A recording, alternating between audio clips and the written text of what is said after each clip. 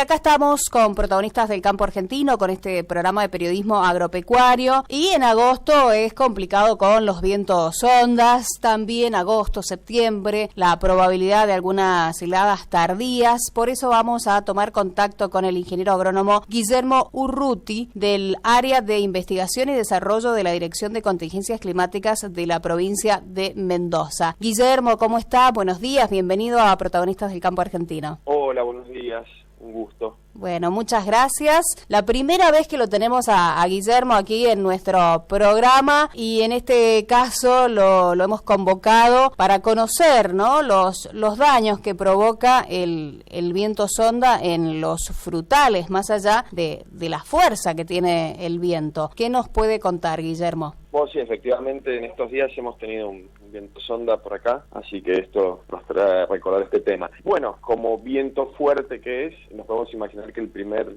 gran daño o perjuicio que nos hace es el daño mecánico, ¿no? Es justamente un viento muy fuerte que puede arrancar hasta árboles, porque puede hacer que las flores se vuelen y se golpeen entre ellas, se raspen y esas cosas. Pero tiene, bueno, otros efectos más, además. Para empezar, es un viento que eleva la temperatura bastante en el terreno y aparte genera un descenso de humedad muy grande, y esto produce una deshidratación en las flores, lo cual afecta la polinización y acelera algunos procesos biológicos, y muchas veces hasta se puede abortar o interrumpir la polinización, con lo cual tenemos una pérdida de frutos luego en la temporada porque no lograron polinizarse correctamente. Claro. También en muchos casos hay plantas que requieren de polinizadores como las abejas, y bueno, las abejas por una cuestión instintiva dejan de salir a volar con vientos muy altos para evitar morirse. Entonces cuando los vientos son muy intensos, no tenemos abejas y otros insectos volando en el campo y polinizando. Así que esos serían básicamente los daños que puede producir. Guillermo, ¿ya hay una manera de evitar estos efectos del sonda? No sé, por ejemplo, con barreras o cortinas forestales, ¿ayudarían? Sí.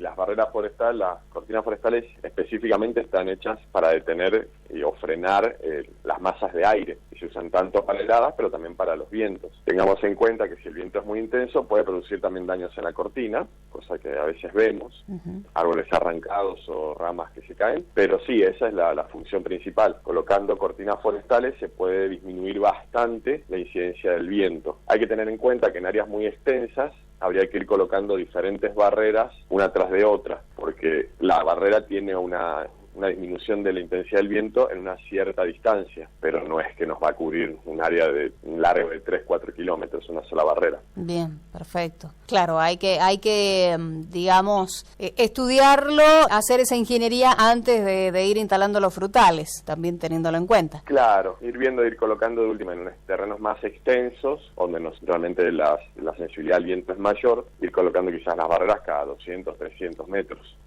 ¿Cómo viene esta temporada? ¿Se ha adelantado la floración? Bueno, en realidad hay una tendencia a creer que en esta época no deberían haber flores, porque bueno, todos recordamos la primavera como el 21 de septiembre. Sí. Por una cuestión estadística y en base a muchos de los estudios fenológicos que hacemos junto a la gente del IDR, de hecho ellos tienen en su página muchos de los análisis y de los estudios de fenología, que serían las diferentes etapas en los cultivos. La realidad es que lo normal es que a finales de agosto empecemos a tener floración de algunos frutales de carozo. Eso se ha visto bastante comúnmente en los últimos años, al menos. Entonces, esta temporada viene muy parecido a lo que fue el año pasado, por ejemplo, no es tanto más acelerado, mucho más adelantado. Para otros frutales todavía es temprano para la floración, como por ejemplo lo que son frutales de pepitas que recién estarían comenzando, como manzana, pera. Todavía, Guillermo, pasamos ahora al tema de las heladas. Hay probabilidad de esas heladas tardías, ¿no? Y lamentablemente con el clima esas cosas son probables siempre. El clima es muy variable, los movimientos de viento son demasiado variables, entonces siempre pueden haber fluctuaciones en lo que es precipitaciones, temperaturas. Es realmente bastante impredecible en el largo plazo. Si bien los meteorólogos nos tratan de ayudar y asistir con pronósticos quizás hasta dentro de una semana, pero en el largo plazo cuesta, así que sí es posible. De todas formas, tengamos en cuenta que por lo que están informando desde el área de meteorología, estamos en un año tipo Niña, entonces tenemos temperaturas un poco más marcadas y humedad un poco menor en esta época. Bien. Entonces podemos ver algunas incidencias de temperaturas un poco más extremas.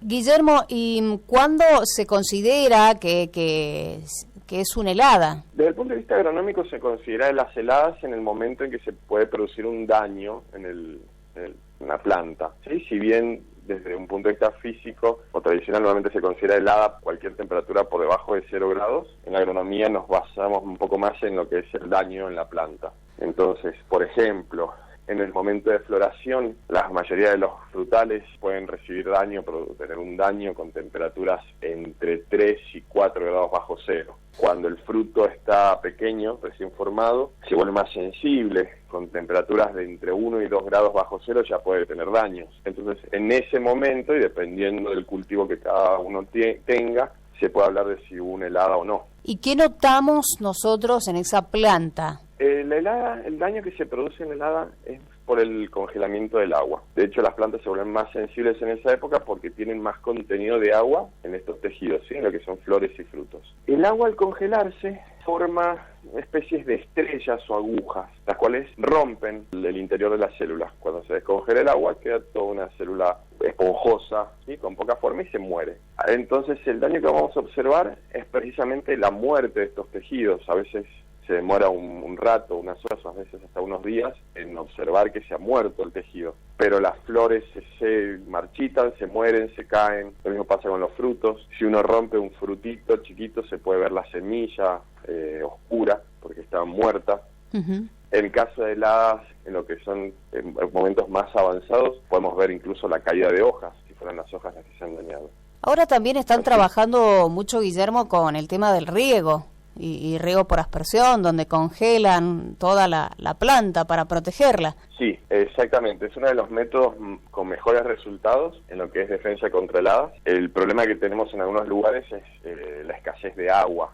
Se requiere mucha agua este método, pero efectivamente se moja la planta y los tejidos sensibles de manera de formar una capa de hielo que proteja, ¿sí? Que forma una barrera térmica, y a su vez el agua, al congelarse, libera una cierta cantidad de calor que, bueno, llega a lo que va tocando, en este caso la planta. Entonces le libera un poco de calor a la planta. Y con eso se evita que la planta llegue a temperaturas muy, muy bajas donde podría tener daño. Es uno de los sistemas más eficientes y según algunos investigadores dicen que hasta 7, 8 grados se puede compensar con eso. Claro, sí, como más eficiente también es uno de los más caros, ¿no? Es muy caro la instalación, ¿sí? Tengamos en cuenta que usar bombas, aspersores, mangueras, un montón de cosas, es muy caro para instalar, pero si disponemos del agua, es bastante económico el funcionamiento. O sea, es una gran inversión inicial, pero los costos después operativos no son tantos. Bueno, y después vemos otros métodos, como los que generan calor,